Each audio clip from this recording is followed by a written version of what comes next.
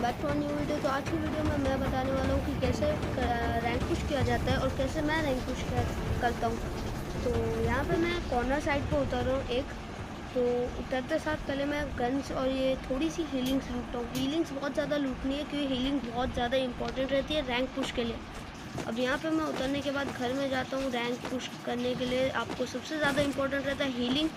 तो basically healing ढूंढते पहले। तो यहाँ पे मेरे को बहुत ज़्यादा मेड किट मिल जाती है जिससे मैं मतलब देर तक सर्वाइव कर सकता हूँ।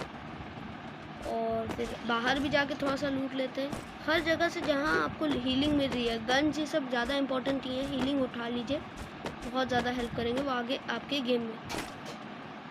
तो यहाँ मैं हीलिंग उठा लेता हूँ और ये याद रखना कि कभी भी कोई भी बंदा आ सकता है, तो अलर्ट रहना हमेशा। रैंक पुश के टाइम पे भी ऐसा मत करना कि हाल से।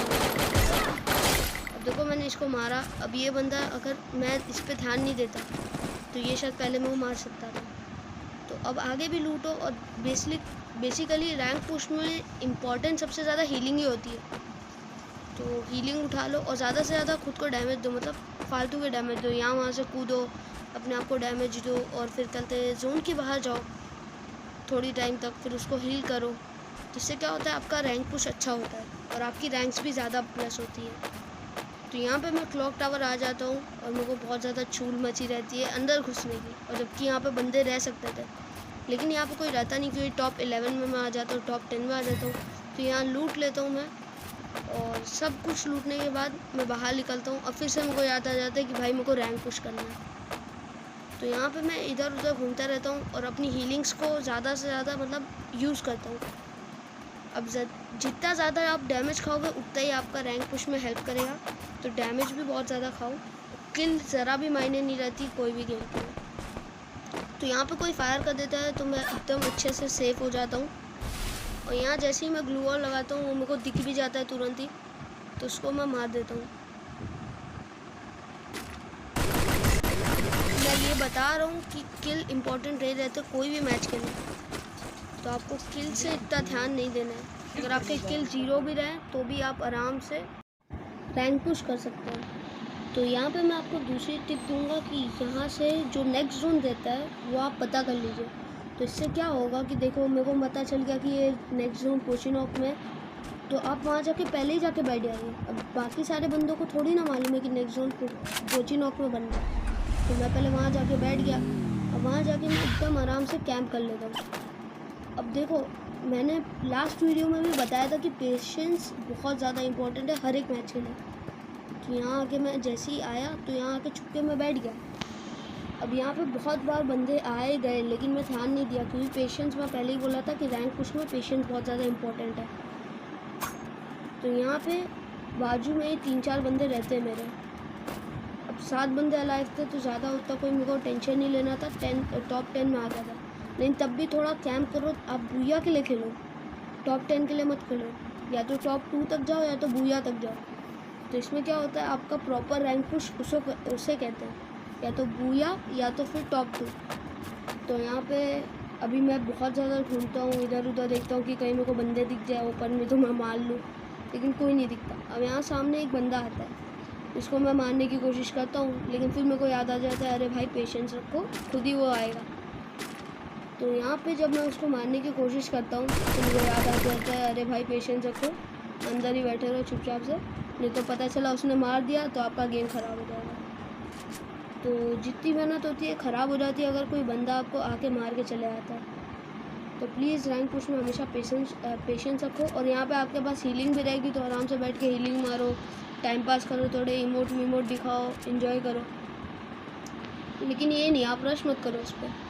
उसको रश करना रहेगा तो सामने से करेगा। देखो वो नीचे आया था, उसको मैं स्पॉट किया था लेकिन वो फिर बाहर चले गया। अब मैं चाहता तो नीचे उतर के उसको मार सकता था, लेकिन क्या भरोसा भाई, अगर वो अच्छा खेलने वाला रहा, उसने ग्लू वॉल लगा दिया, मूवमेंट दिखा दिया, तो मैं बढ़ जाऊँगा ना उस टाइम पे। इसलिए मैं उधर नहीं गया। अब मैं यहाँ पे टाइम पास कर रहा था, इमोट वीमोट दिखा रहा था। टॉप 5 तक तो हम लोग पहुँच ही गए थे। तो अभी मेरे को लगता है कि चलो बाहर उतरते हैं, लेकिन यहाँ पे देख लिया 2 बंदे लोग और है फाइट करने वाले। तो इधर उधर थोड़ी देर भागा लेकिन फिर उन लोग भी मतलब छुप गए। सबको मालूम है भाई सब बूया के लिए खेलते हैं, आपके जैसे मतलब रश प्लेयर्स नहीं है कोई भी। तो अगर आपको रैंक पुश करना है तो आप बूया के लिए खेलो या तो टॉप 2 तक जाओ, जिससे आपका रैंक बहुत अच्छा खासा प्लस होगा। तो यहाँ पे मैं सर्वाइव करने की कोशिश करता हूँ, थोड़ा सा इधर उधर घूमता हूँ, और मतलब डैमेज तो अब ले नहीं सकता था मैं, कि जोन भी बड़ा जोन बना था। अब मैं वहाँ पे बंदे को स्पॉट कर लेता, लेकिन मेरी बैड लक देखो वो नीचे खड़ा था, लेकिन मैं उसको ध्यान नहीं दिया, फिर अब देखो उसको डैमेज किया तो वो अंदर चले गया। अब यहाँ पे मेरे को लगता है कि अब थोड़ा बाहर निकलने का वक्त आ गया है, टॉप 3 तक आ गए हैं सब लोग, चलो बाहर निकलते हैं। अब जैसे ही मैं बाहर निकला उसने मेरे को डैमेज कर दिया। अब इधर सही वक्त में मैं ब्लू वॉल लगा दिया। अब भाई आप पूरी मैच अगर आप खेलोगे नहीं तो आपका हाथ उतने अच्छे से सेट नहीं रहेगा गेम पे, फ़ोन पे ना गेम पे आपका कोई मतलब इतना अच्छे से वो नहीं रहेगा, कंट्रोल नहीं रहेगा। तो यहाँ पे मैं ऊपर चला जाता हूँ, मेरे को लगता है कोई नहीं रहेगा, लेकिन यहाँ पे एक बंदा निकल जाता है। अब इसको डैमेज देता हूँ, फिर नीचे आ जाता हूँ, फिर डैमेज देता हूँ। अब वो बहुत ज़्यादा डैमेज होता है तो रश कर देता हूँ। इसको मारने के बाद मैं सोचता हूँ अब यहाँ पे मैं अपना पेशेंस काम करूँगा। तो मतलब ये बारी में तो मेरे को मतलब MP40 में मतलब मेरे एमओ भी नहीं थी, तो मैं रश भी नहीं कर सकता था उसके ऊपर।